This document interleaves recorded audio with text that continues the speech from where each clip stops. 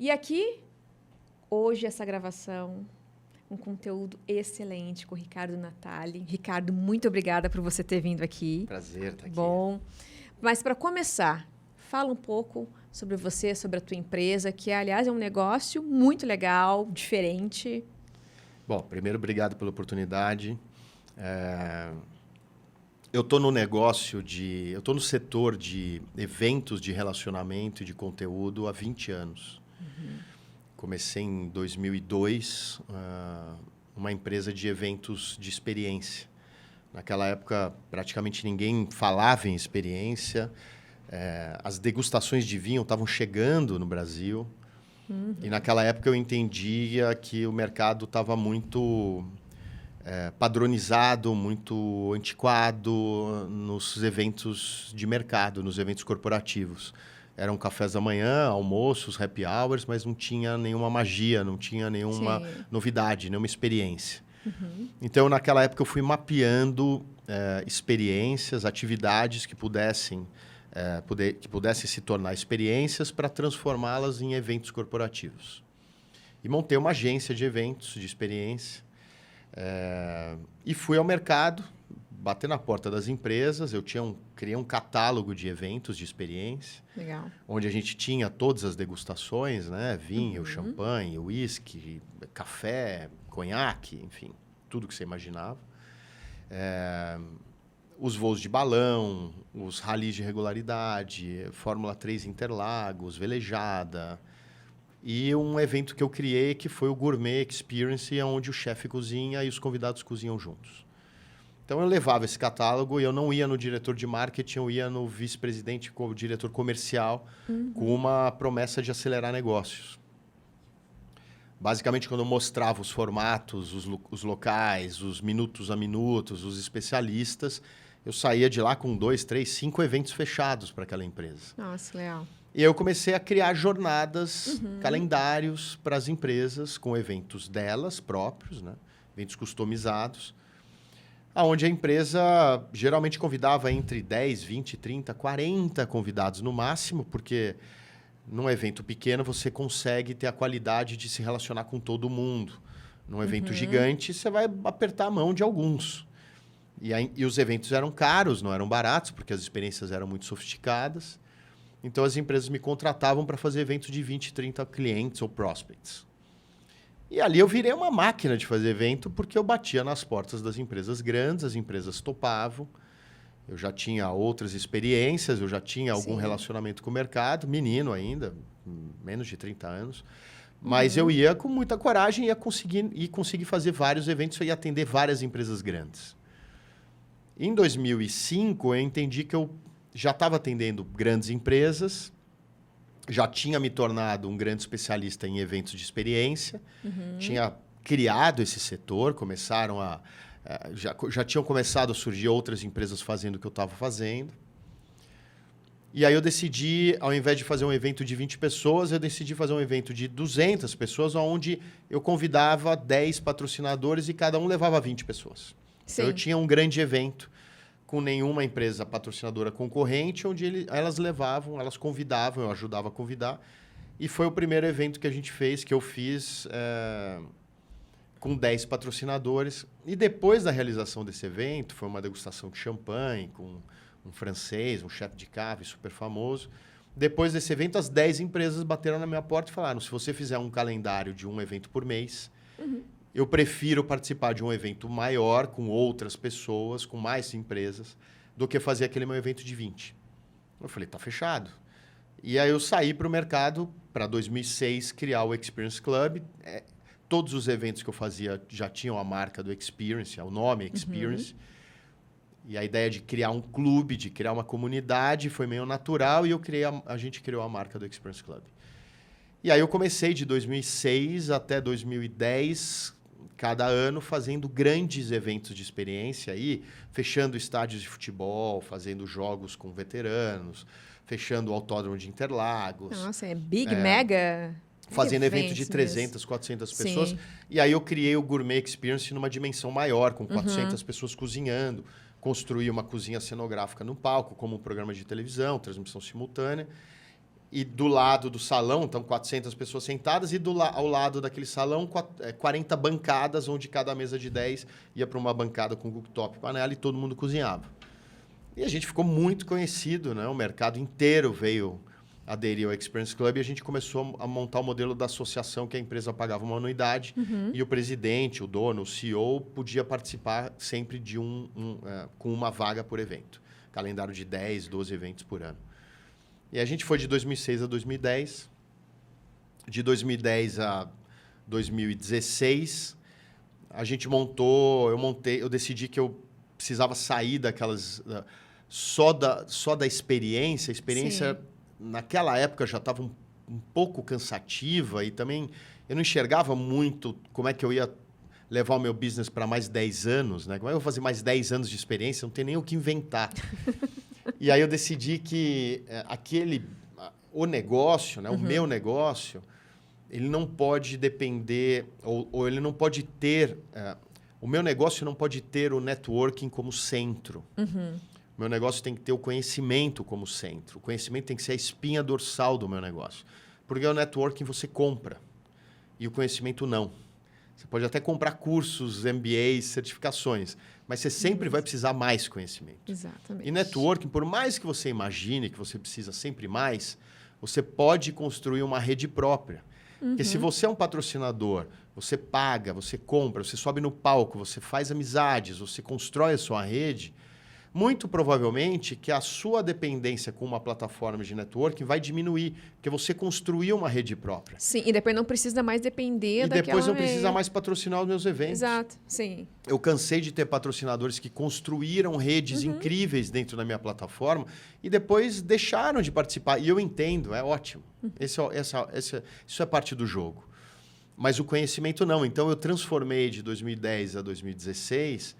Eu criei os clubes para as áreas de negócio dentro das empresas. O mercado inteiro estava fazendo eventos por setores, né? Então, evento de energia, evento de tecnologia, evento de saúde.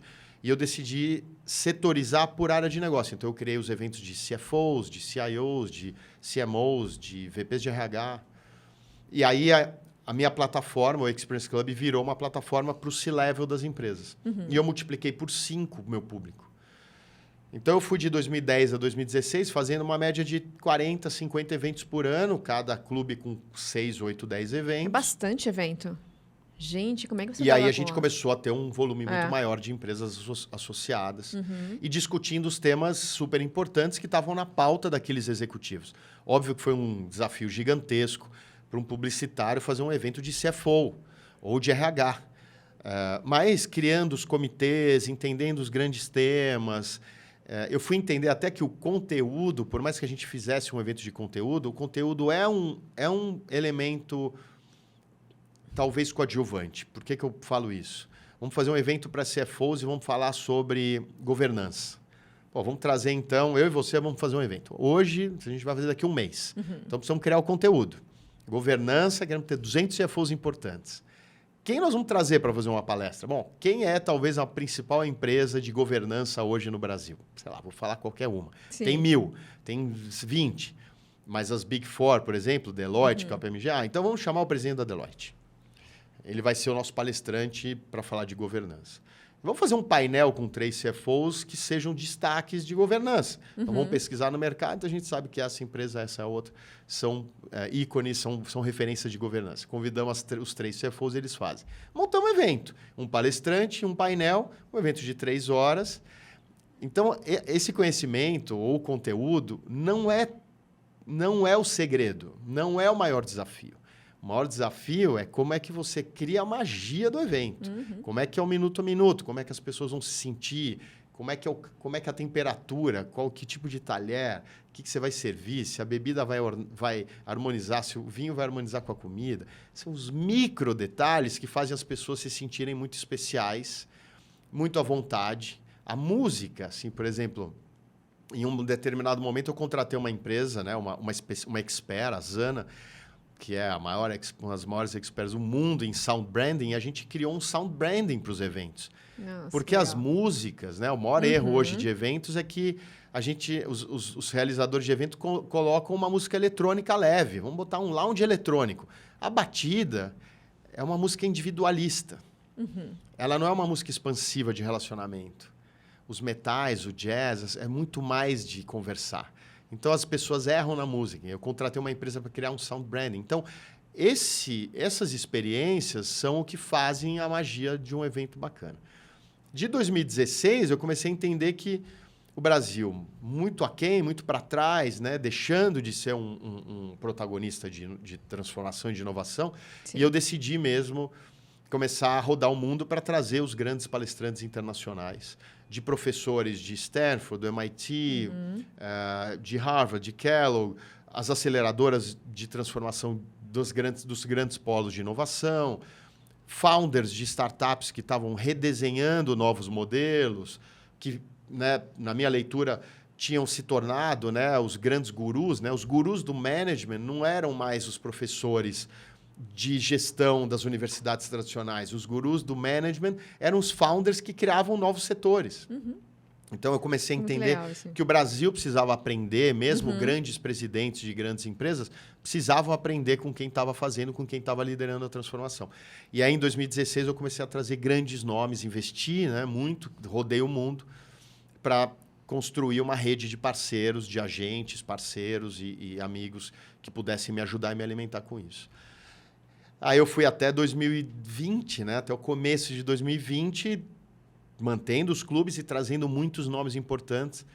Em 2020, na virada do ano, a gente tinha quase 600 empresas associadas, com 5 executivos, 6 executivos. A gente tinha mais ou menos uns 3 mil membros, num calendário de 50 eventos, né, com fóruns. Aí a gente já ficou muito mais robusto. E aí veio a pandemia.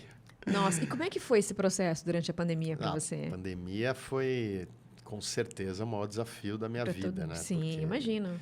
Em um dia, eu perdi 20 milhões de reais. Né? Então, nossa! Em um dia, 20 milhões de reais. Todo mundo foi embora, né? Perdi todos os meus patrocinadores, né? Não tinha evento. Sim, não tinha evento. Meu business era 100% presencial. Né? Nossa, então você se viu, nesse momento da pandemia, tendo que se reinventar, no caso, fazer um processo de inovação. A sorte é que, como em 2019 a gente já tinha muitos membros, a gente estava trazendo grandes nomes de fora, grandes speakers, e aqui do Brasil também. Os eventos estavam muito sofisticados, todo mundo querendo ir, tá? Luta para todo mundo ir, né? Para poder acomodar todo mundo. Eu contratei uma empresa porque o CFO da empresa associada queria ver o palestrante do RH, que queria ver o do marketing. E eu contratei uma empresa de streaming. E no segundo semestre de 2019, eu comecei a passar alguns eventos por streaming. Então, é uma bênção, mas eu já tinha começado a entender que eu precisava passar os eventos por streaming e já comecei a entender os cortes, as vinhetas, né? Óbvio, a grande referência é o TED, mas como é que eu faço o Experience Club virar o TED, né? Quais são os cortes, como é que a gente abre o evento, como é que é o timing, como é que a gente pluga, toda a tecnologia da plataforma de streaming. Então, quando chegou a pandemia, eu sofri muito, a gente perdeu muito, a gente praticamente quebrou, mas tinha uma chama ainda ali que era, putz, mas eu sei fazer evento digital. Sim. E na semana seguinte eu saí com um calendário de evento digital muito na frente de todo mundo. Eu fiz evento digital, 3 dias depois que a pandemia foi decretada. E aí, a partir de abril de 20, eu comecei a fazer todo mês um grande evento digital de 4 horas com speakers internacionais. Os cachês eram muito mais baratos. Muitas empresas me apoiaram, né? Porque entendiam que era importante e que para elas também. Então a gente saiu de uma empresa produtora de eventos para uma produtora de TV ao vivo. Com o mesmo time, tá? Então a gente... Legal, conseguiu manter ainda a mesma equipe. A gente aprendeu muito. A gente ia para os hotéis, para as salas, a gente alugava salas, a gente construía os estúdios. Então, a gente fez história, porque a gente fez, provavelmente, no mercado corporativo, em 2020 e 2021, a gente fez os maiores eventos digitais do Brasil. Não em termos de número de espectadores, mas em termos de patrocínio e de importância para o mercado corporativo brasileiro. Nossa, mas foi um baita desafio, realmente. E que bom que você conseguiu manter a sua equipe, né? E hoje, no caso, você segue com um evento presencial, agora voltou com tudo, e também barra digital. Como é que tu tá fazendo? Tu quer manter a questão do híbrido? Em 2020 eu não fiz nenhum evento presencial, eu me recusei a fazer. Em 2021 também eu fui fazer um evento no final de 2021 que eu consegui fazer o Fórum de CEOs, que eu criei em 2017. Eu criei o Fórum CEO Brasil, que 5 anos depois se tornou o maior fórum de CEOs do Brasil. A gente fez 2020, a gente fez 17, 18, 19, 20 não fez, a gente fez 21 e a gente fez 22 em setembro com quase 300 CEOs com esposas e maridos. Foram quase 600 pessoas em 4 dias. E aí, na virada de 21 para 22, estava nítido que as pessoas não queriam mais eventos digitais. Estava nítido que ninguém mais plugava para assistir um evento digital. Eu acho que foi muito excesso, acho que foi o excesso, as pessoas se cansaram. Tinha muito É uma evento. ferramenta incrível, é perfeito. A educação online, a educação híbrida está muito desenvolvida, mas no caso de evento corporativo, onde todo mundo se cumprimenta, se vê, eu acho que nesse modelo não faz tanto mais sentido. Para os meus eventos menores, né? Você faz um evento de 30 mil pessoas no mundo inteiro, óbvio que a solução está aí.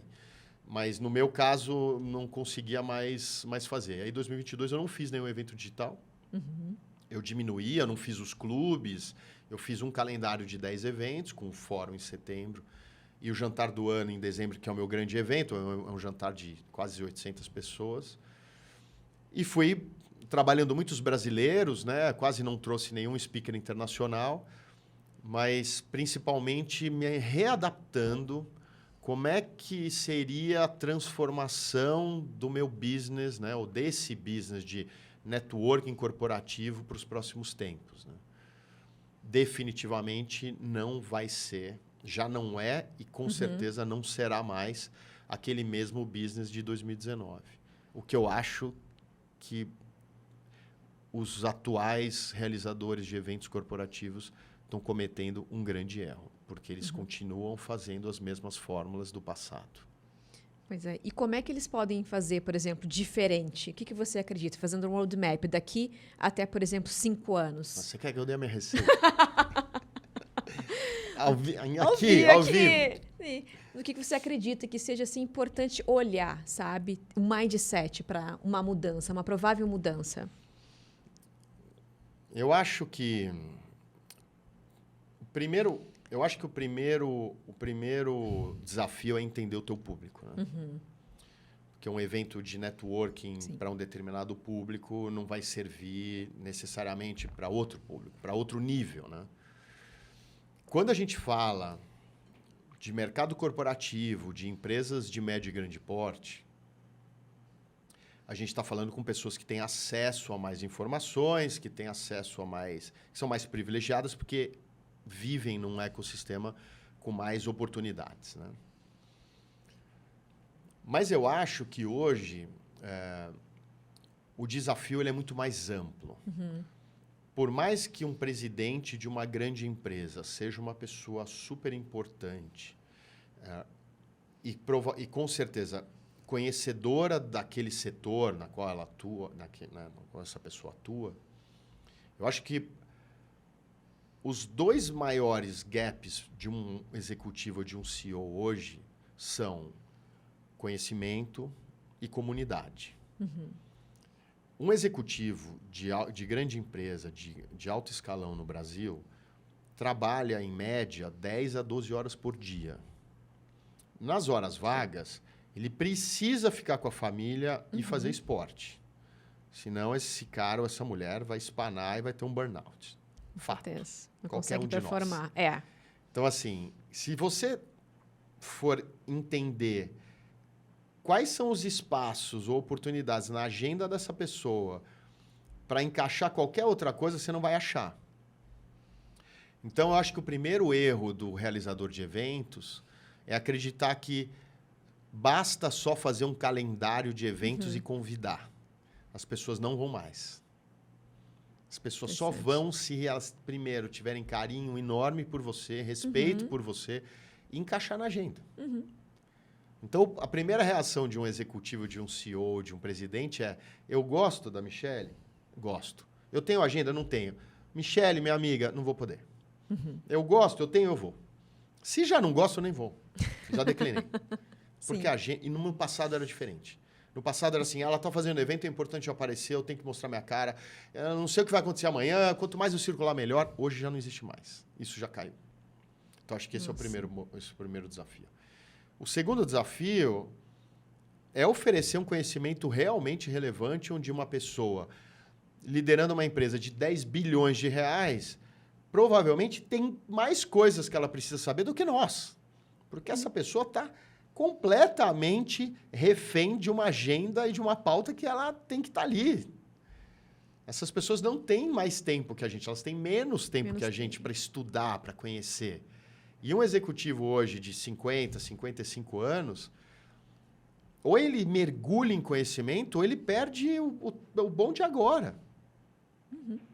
A gente está indo para uma quarta revolução gigantesca. Gigantesca. A primeira foi a revolução da internet. A segunda foi a revolução dos smartphones.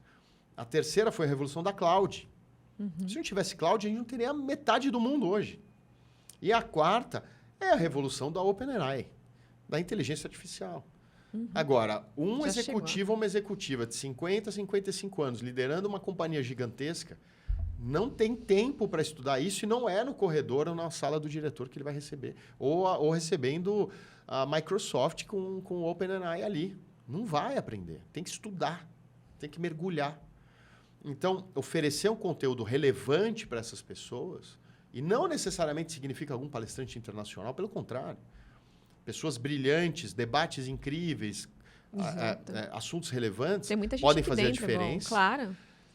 E o terceiro é ter a habilidade de construir um ambiente de comunidade onde eu possa naturalmente te acessar, eu acesso ela, eu acesso ele, e não se caracteriza como uma comunidade só de vendedor. Por que eu não tenho o presidente da Nestlé na minha plataforma? Porque ele acha que numa plataforma de networking ele é um grande comprador, e a hora que ele pisar num evento, 200 pessoas vão falar com ele. Pior que é verdade. Todo mundo quer falar com ele. Mas por que ele não vai? Por causa disso. Então, como é que constrói uma comunidade ali? Então, eu acho que esses fatores são os fatores que exigem uma reinvenção desse modelo tradicional. E eu acho que a formação, o vício, a zona de conforto de repetir a fórmula do passado, ela é mais simples, é mais fácil. Então, vamos fazer evento. Eu canso de receber convite para eventos de outros players, de outras pessoas. E aí, o que acontece nos últimos tempos, que mexe ainda mais, que é outro fator que mexe muito com o mercado, com esse setor. As empresas se desenvolveram muito, os marketing se desenvolveram cada vez mais, e eles são os grandes realizadores de eventos. Basta ver os grandes eventos dos bancos. Exatamente. XP, BTG, Credit Suisse, todos estão fazendo eventos gigantescos. Você acha que eles precisam de uma plataforma de negócios para o mercado corporativo? Eles são os bancos. Eles convidam quem eles querem. Eles têm dinheiro para produzir um grande evento para trazer quem quer que seja. Então, os marketings, as empresas, viraram os grandes concorrentes dos negócios de networking. Nossa. O meu concorrente não existe. Eu não tenho nenhum concorrente no mercado. O meu concorrente é a empresa que decide fazer um evento. Sim. E investe lá ao invés de investir comigo. Nossa. Então, essa visão é uma visão que, sei lá, eu acho que falta uma visão mais apurada, mais analítica dos realizadores, e talvez, não sei, falta encarar isso mais de frente para falar: ferrou, meu negócio mudou. E essa percepção, por exemplo, é difícil algumas empresas terem. Meu negócio ferrou. Admitir isso e passar, porque a gente fala muito processo de inovação, que nem você falou agora. Isso é um processo de inovação. Mas por que tem Ricardo, tanta resistência? Por exemplo, empresas de muito tempo, centenárias, empresas que começaram há 5 anos. Por que resistem? Será uma questão de ego? Uma questão de não ter visão? Para conseguir realmente, eu preciso mudar, eu preciso inovar? Por que principalmente aqui no Brasil, tem muito isso? Eu acho que é um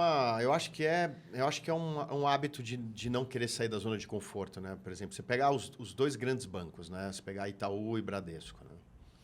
Grandes instituições, né? Transatlânticos, gigantescos, né? Os dois bancos são os maiores compradores de tecnologia. Uhum. Os dois bancos estão em processos alucinantes de transformação, né? Como é que você sai de um transatlântico para virar uma lancha, né? Os dois investem muito. É muito complexo uma mudança de uma companhia muito grande como esses bancos para se transformar numa empresa enxuta, para se transformar numa empresa ágil, para poder atrair a geração Z. É muito difícil. Se você olhar hoje e falar, peraí, você pega um jovem que está saindo de uma universidade totalmente digital, nativo digital, geração Z, indo para o mercado de trabalho. Aí você fala assim, você vai trabalhar numa empresa de ser marketing, sei lá, vai sair da SPM. Então, está pronto para o mercado. Aí vem duas oportunidades. Você vai trabalhar numa empresa de auditoria, no marketing de uma empresa de auditoria, te pagando 10 mil por mês, ou você vai trabalhar no marketing do iFood ganhando R$500. Você acha que esse jovem vai para onde? Sim. Então, assim, mudar essa estrutura é muito difícil. É e muito aí, difícil. voltando ao exemplo dos bancos, eles estão fazendo isso. Eles estão trabalhando com muita força, investindo tudo que eles têm, porque eles entendem, eles são as grandes referências, eles entendem que eles precisam se transformar. Então, não é toda empresa. Dentro da minha base, a gente tem inúmeras empresas que estão no mesmo modelo, na mesma gestão organizacional, nas mesmas estruturas, os mesmos capabilities. Eu lembro que eu estou há, no mínimo, 10 anos falando em transformação. A pauta máxima dos eventos e da comunidade sempre foi transformação. Quando veio a pandemia, eu cansei de receber ligação, puta, Natália, bem que você me avisou. Uhum. Cara, bem que você falava nos eventos. Por isso, agora eu vou ter que gastar mais, eu não tenho tempo e talvez eu não consiga atingir o que eu preciso atingir, porque a minha matriz, ou os meus chefes, ou o meu conselho estão me pedindo. Então, eu acho que é um desafio enraizado do Brasil, de resistência à mudança. Só que agora, ou muda, ou morre. Ou morre, né? E é muito legal estar falando desse mindset de mudança das empresas, porque a gente entra muito nessa seara também da questão da comunicação, tá? O que essa empresa está entendendo, tanto internamente quanto externamente? O que precisa comunicar? Por que você acredita, quando eu faço esse processo de transformação lá dentro, de comportamento? Ok, vamos trabalhar a cultura da tua empresa. E um grande gap das empresas é a questão da comunicação. E depois, em toda uma análise que eu faço, eu vou entender que o problema, às vezes, não é a equipe, é o CEO. Por isso que eu comentei isso com você, que é esse mindset que não muda. Aí, todo aquele trabalho, às vezes, é colocado no lixo, porque a pessoa realmente falta isso. Então, por que você acredita, daqui a pouco, essa questão da comunicação nas empresas? Por que é tão difícil? Por que realmente tem essa Eu acho que hoje é muito truncada? difícil, porque talvez as regras e os livros tenham morrido, né? Sim. A regra não ter regra. As teorias, eu acho que elas morreram, né? Uhum. Enfim, eu tenho 47 anos. Eu nasci com verdades, né? Uhum. A Andrea Bisker, que é uma super palestrante, né? Minha querida amiga, ela fala as verdades envelhecem, né? Sim. Então, eu acho que nesse caso, a comunicação, no teu caso, por exemplo, né, e você deve com certeza fazer isso, a construção, ela é praticamente em real time, né? Assim, cara, como é que eu vou entender? Hoje você tem uma companhia, ontem eu fui numa empresa gigantesca, um prédio inteiro em Alphaville, as pessoas vão 2 vezes por semana, prédio inteiro vazio, e 2 vezes você escolhe não sei quem. Não, mas nos dias que as pessoas vêm, tá muito cheio, tá todo mundo, com muita vontade. Quando falaram isso, eu falei assim, bom, sei lá, né? Super tradicional, né? As baias, né? Aquela... Uhum. Então, eu acho que o mundo hoje vive 4 gerações dentro da mesma companhia, né? Os baby boomers, 65, aí você tem geração X, geração Y, geração Z, né? E aí você tem gente convivendo, né? Você tem Z com os baby boomers, né? Então, para qualquer gestão, é muito complexo, né? E está todo mundo olhando a geração Z que está chegando, né? Então, eu acho que a comunicação interna, hoje está literalmente todo mundo perdido. E é literalmente construir no dia a dia. Então, hoje nós vamos construir desse jeito, amanhã tem que construir outro. O planejamento, ele está apontado, mas a comunicação tem que mudar. Sim, ela vai mudando, Porque vai revendo acontece um planejamento. fato, acontece uma coisa, vem um comentário, vem um hater, vem um deslize. Eu vejo os presidentes fazendo os letramentos de diversidade. É muito complexo. Você imagina você tocar uma empresa de 5 mil, 10 mil colaboradores e que você tem que falar com eles diariamente, e comitês, sabe, em vídeo, em lives. Qual é a chance de você cometer um deslize em relação à diversidade? Total. Nós nascemos com vários vieses inconscientes. É impossível você ser perfeito nisso. Então, está todo mundo muito preocupado. Porque um comentário faz um grupo... eu quero ir embora. Esse líder é tóxico. Essa companhia é tóxica. E vão embora e acabou, calma, não tem... Calma, meu. A gente erra também. Sim. Então, acho que esse é o grande desafio, né? Tudo mudando muito rápido. 4 gerações dentro da companhia. Muitas coisas para resolver ao mesmo tempo. O mercado está complexo, né? Não tem crédito, todo mundo super apertado, fornecedores recebendo em 90, em 120 dias, né? Vem aquela hoje. cultura lá atrás que Ambev, todo o grupo, eu vou te pagar em 120 dias. Eu tive um cliente no ano passado que me pagou em 6 meses. Nossa. Eu estou fazendo evento, como é que eu vou perder a marca? Como é que eu posso? Não posso. Meu cliente, um dos principais. Pelo contrário, eu tenho que mostrar que eu sou parceiro. Mas eu acho que essa complexidade de gestão hoje em dia é muito difícil. Não é para qualquer líder mesmo. E acho que o mundo hoje mostra, né? Hoje está muito nítido os líderes que conseguem, ou que têm talento, ou que vão performar, ou que têm, né, potencial. E líderes que não merecem, não podem mais ser líderes. Normal, geração está trocando. Ricardo, o conteúdo está ótimo, nosso tempo está acabando. E o que você, por exemplo, sugere, assim, uma dica aí para quem está nesse mercado, agora que você falou, que precisa se reinventar? Esse mindset que você falou é maravilhoso, você falou mais no início. O que você dá de dica para quem precisa hoje? Preciso transformar meu negócio para não quebrar, preciso inovar. Primeira dica é: precisa dedicar 1, 2 horas por dia lendo, estudando. Se não fizer isso, não tenho tempo, acorda mais cedo, fica até mais tarde. Cria um hábito de estudar mais, porque não é nas newsletters, com todo respeito, não é no hard news da mídia, não é o Valor Econômico e nem a Exame ou nem qualquer outro, o Brasil Journal, com todo respeito. Eles são factuais, eles são hard news, importantíssimos para a gente se atualizar, mas ensinam um pouco, porque não tem profundidade. Então, dedicar 1, 2 horas, assim, quais são os veículos, quais são as mídias que você tem lido, acessado, ouvido, todos os dias, que vão te ajudar a ter mais conhecimento. Você tem lido ou tem ouvido seus podcasts ou tem visto os vídeos com o seu caderno ou com o seu iPad do lado para fazer suas anotações ou tirar dúvidas que você precisa? Talvez não. Acho que esse é o primeiro passo para as pessoas poderem ficar mais atualizadas e entenderem mais. Cansei de ter amigos agora nessa última febre de como é que eu instalo o meu ChatGPT, como é que eu uso? Caramba, vai no YouTube, meu. Pergunta no YouTube. Tem tudo lá. Pergunta pro YouTube, caramba. Com certeza são pessoas que não têm esse hábito. Claro. E o segundo o mundo está cheio de oportunidades de educação continuada. Cheio. Eu tenho um exemplo da PUC-RS, né? Da PUC Rio Grande do Sul. Você tem exemplos, centenas. Alguns são mais caros, outros mais baratos.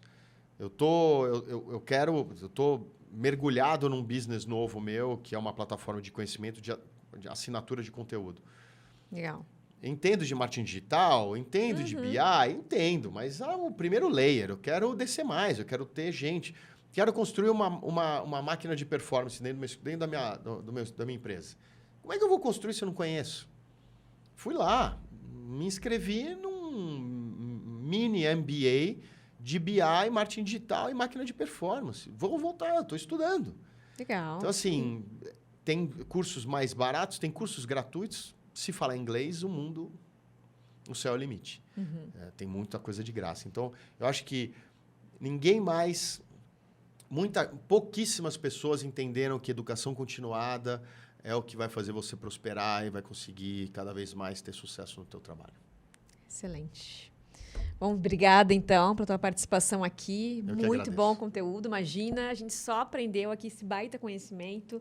Então, gente, fique ligado no canal, ative lá o sininho e, ó, tenham uma ótima experiência. Um beijo.